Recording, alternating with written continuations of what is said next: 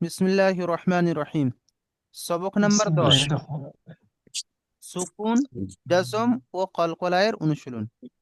10 number রয়েছে সুকুন আর জজম আর কলকলা।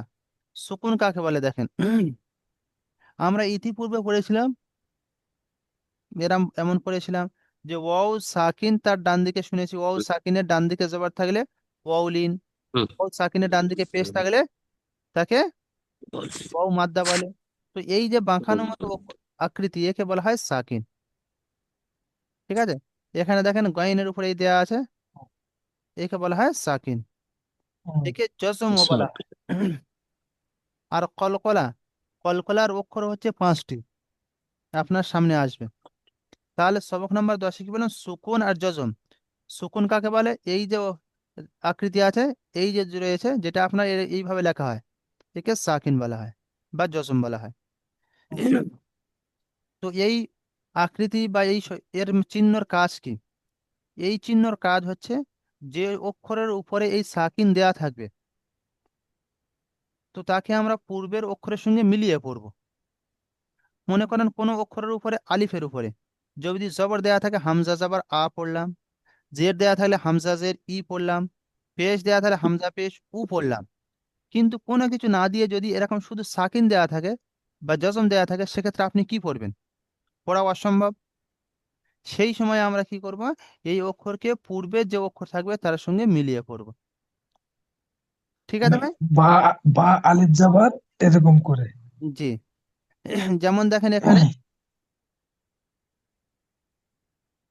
ইয়া পেশ রয়েছে, ইয়া পেশ ইউ পড়লাম, কিন্তু গয়েনের উপরে সাকিন আছে, গয়েনটা কেমন করে পড়বো? পড়া অসম্ভব হচ্ছে। গয়েনের উপরে কিছু নেই। ইগুন জি, গয়েনের উপরে তো কিছু নেই, তো গয়েন পড়া মুশকিল হচ্ছে। তো তখন গয়েনকে আমরা ইয়ার সঙ্গে মিলিয়ে নেব, নিয়ে ইয়া গয়েন আগে পেশ ইয়োগ, ইয়া গয়েন পেশ ইয়োগ, আর নুন ইয়াজের নি, হ্যাঁ ইয়োগ। ইউগুনি। ঠিক আছে ভাই? মনি, হুম, মনির ভাই বুঝে আসছে? ঠিক আছে। হুম। জি, মহিদুল ভাই বলেন। আমি বুঝতে পারলাম না। আচ্ছা, হ্যাঁ, এই যে বাপের আপনার মুখের দিকে আমি তাকিয়ে বুঝতে পারছি আপনার একটু অসুবিধা হচ্ছে, দেখেন, এই জন্য আপনাকে জিজ্ঞাসা করলাম। দেখেন ভাই, মনে করেন আপনি বা রয়েছে বা, ঠিক আছে, হ্যাঁ। এই আগে আকার আলিফ দিলাম, তারপরে বা আকার বা দিলাম। এখানে কি করবো, হামজা হুম। যাবার আ, বা যাবার বা, আবা, তাই না? আবা, হ্যাঁ। কিন্তু আপনি জের হ্যাঁ, থাকলে আবি পড়বো, হামজা যাবার আ, বা জের বি, আবি। পেশ হ্যাঁ, থাকলে কি পড়বো, হামজা যাবার আ, হ্যাঁ, বা পেশ বু, আবু পড়বো। হ্যাঁ কিনা? আবু। জি। হুম। কিন্তু আপনি যখন এই বার উপরে সাকিন দেবেন, সেক্ষেত্রে কি করবেন? হুম। বার উপর সাকিন দিলে বা, বি, বু কিছু তো পড়া যাবে না। পড়া যাবে হ্যাঁ, কি? হ্যাঁ। পড়া যাবে না। সেই না। সময় এই অক্ষর বাকে আমরা পূর্বের অক্ষরের সঙ্গে মিলিয়ে নেব, নিয়ে হামজা বা যাবার আব। হ্যাঁ, হ্যাঁ, হ্যাঁ, বুঝে বুঝতে আসলো? পেরেছি। এখানে দেখেন, ইয়ার উপরে তো পেশ আছে, ইয়া পেশ ইউ পড়লাম, কিন্তু গয়েনের উপরে হ্যাঁ। সাকিন আছে, তো গয়েনকে পড়া মুশকিল হচ্ছে। সেই জন্য গয়েনকে আমরা পূর্বের অক্ষরের সঙ্গে, অর্থাৎ ইয়ার সঙ্গে মিলিয়ে নেব, নিয়ে পড়বো ইয়া গয়েন পেশ ইউগ।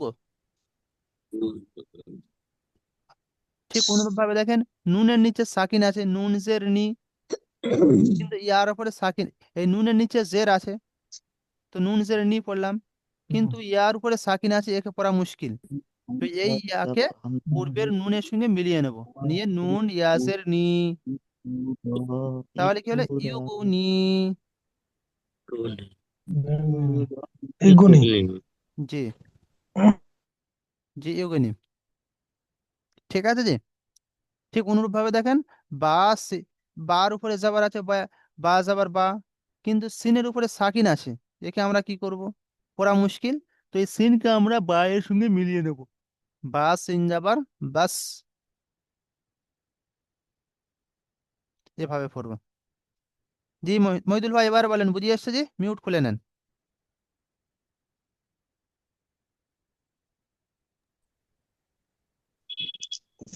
হ্যাঁ হুজুর, এবার বুঝে এসছে। মানে যেটার উপরে আপনার সাকিন থাকবে। মানে সাকিন থাকবে সেটাকে পড়া যাবে না, তার বাম দিককার অক্ষরের সাথে মিলিয়ে পড়তে হবে। জি জি জি। তা আপনি এইটা পড়ে একটু শোনান আমার।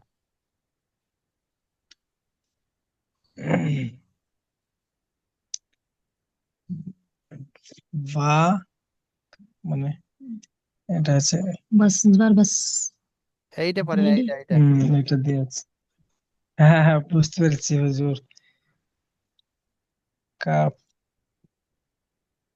কাবজের কাবজের তাজবার, কাপ তাজের কিত। কাবজের তাজাবার, তাজ আবার নিচে তানজের তাজের হয়। কি। কাপ হ্যাঁ, তাজের কাপ কিত। তাজের কি, জি। কাপ তাজের কি। হ্যাঁ। তো ইমদাদ ভাই পড়েন আপনি এইটি। এটা এই যেটা গোল করে দিলাম। হুম, লাম লাম ইয়াজেলি। লাম ইয়াজের কোথায় আছে ভাই? যে জের আছে কোথায়? লাম ইয়াজে লাম খারাজালি। লাম ইয়াজাবার লাই। লাম ইয়াজবার লাই। লাইসা। জি, লাম ইয়াজাবার লাই, সিন যাবার সা, লাই সা। ইনজাবাচ্চা লাইসা। মনির ভাই আসেন যে। মনির ভাই পড়েন একবার। মনিরুল ইসলাম ভাই জি। খানা খাওয়া হলো? বলো। হুম হুম হুম। যে হয়ে পড়েন, গেছে। যে এটাই পড়েন আপনি, এই যে নতুন করে গোল করলাম। বা, বা জবর বাস, বাসি, হ্যাঁ, বা বা সিন যাবার সিন বাস। জবর সা, বাস। বাসি। বাসি বাস, নয়, বা সিন যাবার বাস। বাস, জি। বাস। কাপ তাজের কিত। কাপ, কাপ, কাপ তাজের কিত। জি। তারপর একটা পড়েন। কিতাব। লাম ইয়া, লাম ইয়া জবর লা, লাই। সিন জবর সা, লাইসা। জি, সুন্দর হয়েছে, আরো পড়তে হবে।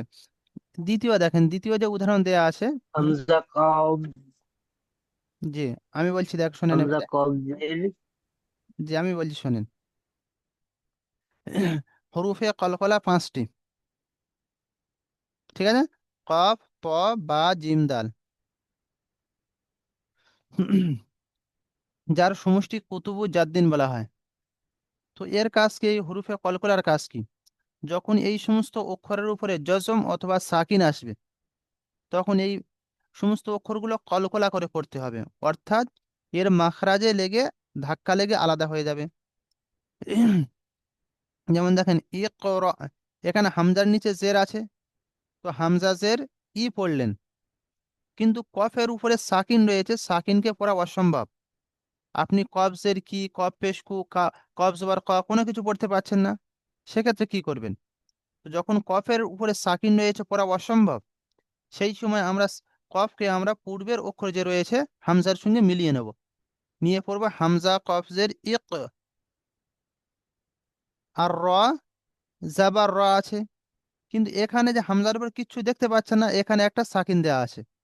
তো এই হামজাকে আবার আমরা পূর্বের সঙ্গে মিলিয়ে নেব। নিয়ে কি পড়বো? হামজা কবজের ইক, আর র হামজা যাবার র, ইক র। ঠিক অনুরূপ ভাবে দেখেন, তা হামজা যাবার তা, তাও পেশ তু, তা, তু, নুন যাবার না, তা, তু, না। ঠিক আছে। এখানে একটা জিনিস লক্ষণীয় বিষয়, যখন কোনো হামজার উপরে সাকিন আসবে, তখন আমরা তাকে ঝাটকা দিয়ে পড়বো, একটু ধাক্কা দিয়ে পড়বো। যেমন আপনাদের আমি পড়ে শোনাচ্ছি দেখেন। ইকরা, এখানে পড়েছিলাম কি দেখেন, ইউগুনি, নরমের সাথে পড়েছিলাম। বাস, নরমের সাথে পড়েছি। কিত, নরমের সঙ্গে পড়েছি। লাইসা, নরমতার সাথে পড়েছি। কিন্তু যখন ইকরা পড়বো, দেখেন ধাক্কা হচ্ছে। ইকরা, এই র বলে একটা, র বলে একটা ধাক্কা হচ্ছে। ঠিক অনুরূপ ভাবে তা, তু, না, এই তা বলে একটা ধাক্কা হচ্ছে। তো হামজার উপরে যখন সাকিন আসবে, তখন আমরা একটু ধাক্কা দিয়ে পড়বো। ঠিক আছে ভাই।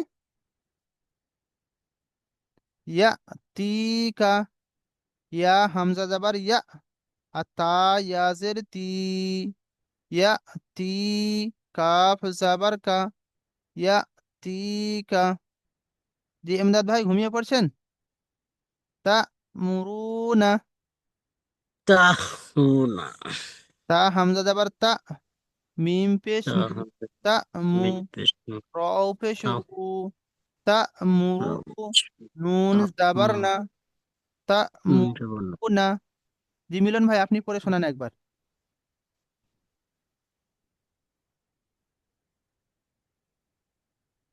মিউট খুলে নেন। জি হুজুর। বিসমিল্লাহির রহমানির রহিম। রব্বি জিদনি। হামজা ইয়া জের ইক, র হামজা কফ, জবর র। হামজা কফ জের ইক, র হামজা জবর র, ইক র। হ্যাঁ ই করা, র নয়, ই করা। ইক র, ইক র। র টান দেবেন না, ধাক্কা দিতে বলছি। ই করা। হ্যাঁ, ইক র, ইক র, হ্যাঁ, ইক র। তারপরে পড়েন। ফা ফা হামজা জের, তা না হামজা, কাফ, তা তা হামজা, তা হামজা জের তি, তা হামজা উপরে থাকলে তা কি লেখায়? হামজা তা হবে। তা হামজা যাবার তা, তা হামজা জাবার তা, তা পেশ তু, তা তা পেশ তু, তু।